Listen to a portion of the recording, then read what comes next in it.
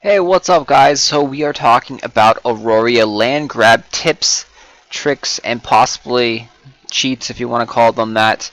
Really nothing too out of the ordinary here, but we have the whole Auroria continent up here, these 6 continents, 6 little land pieces opening up next Tuesday, tentatively. Still may change this date, but yeah, so Diamond Shores will not be open. This over here will not be opened up. You will not be able to access it. The library will not be opened. We'll get that clear out of the way. We have 6 territories here. 4 of them can be claimed. These 4 right here, I believe, can be claimed for castles. These 2 are still glitched and they're still working on it and cannot be claimed for castles. And you cannot build land on there, to the best of my knowledge, because it leads into the next point. In order to build any land in any of these territories, a guard tower has to actually be captured and someone has to start building a castle. You can see there's 3 specific guard tower spots on this map right here. It doesn't matter which guard tower is captured. Any of them can get captured, and then this land becomes the owner of that guild, whoever captured it, and now all the area in here can actually be claimable. The majority of the land in Auroria is actually claimable and farmable. So if someone captures this section right here, then like you can put your farmhouses over here in this area, you know, as long as it's a designated farm area and you're able to actually place there. But most of the land up here in Auroria is farmable and you can place down houses. If you place down your property in the vicinity, about 100 meter or so from what I've read and researched, around the castle, the guard tower area, right around like kind of like this kind of area for the castles here, your house is subject to demolition of the guild leader. So you do not want to place in these vicinities, and these vicinities are going to be extremely contested. People are going to try and take those and try and place down a castle. Again, we'll take another look here. This one only has 2 guard tower locations on this map. So you can roughly see this is all probably going to be the land that is guild owned. You can kind of see the circle, the outline right there. And again, over here you can see the circle and the outline. This is all guild owned property. So if you place your house there, it can get destroyed and demoed. Do not place your house there. You're going to want to place your house somewhere like around here, on the shorelines, around here. You're going to want to place it far, far away from these guard towers.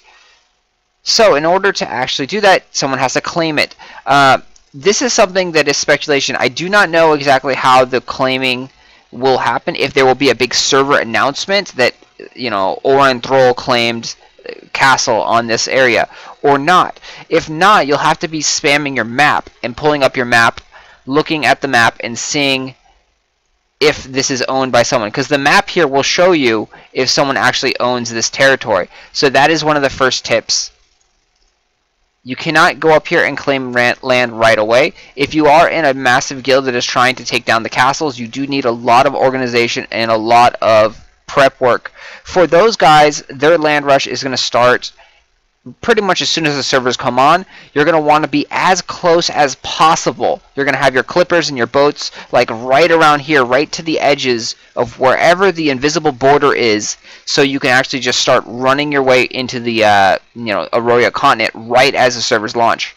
And the reason you're going to rush for that is because you need to mine some pebbles, I believe they're called. They're scattered throughout here in Auroria, and you need to mine those to make a trade pack to bring to that sword, to that guard tower, and actually capture that guard tower. So if you are in a guild and you guys don't know this yet, this is a huge tip that you guys have to do. Is the night before, you have to put your characters and position your clippers and your guild like right on the outskirts of Auroria, and that way you can just rush Auroria as soon as the patch uploads, and you can get in there with little to no competition, and only the other players that are actually right on Auroria, right on the borderline right now, can actually, you know, meet you. Otherwise, you're going to have to sail your boat all the way up here, and that takes a good 30 minutes even in a clipper to take your boat and sail up there. So make sure you are as close as possible to the Aurorian border before it actually kicks you out and it says there's a crazy beast that is too powerful and, you know, will steal your trade packs. So make sure you're as close as possible to the border. That is the biggest tip that I can give you. The next thing is you're going to want to actually go into all of these zones here in Auroria and get the teleportation locations.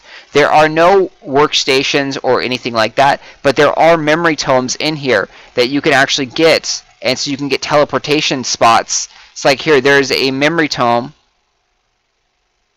right over here. I believe it shows on here on the map. If not, there's a memory tome right there, and there's some other memory tomes as well on these maps. You're going to want to make sure that you get to these memory tomes as soon as possible so you can teleport up here freely. These are going to be your most important things to do if you are not in a massive guild that is fighting over these castles and these land spots, because now this is going to give you free teleportation up to Auroria, because you don't know which area is going to get claimed by a guild first. You can't claim any of your land until someone claims the castle there. So there's going to be massive amounts of wars, and if this area gets claimed first, you're going to want to be able to teleport over here as soon as possible and start throwing down your land and your houses right away.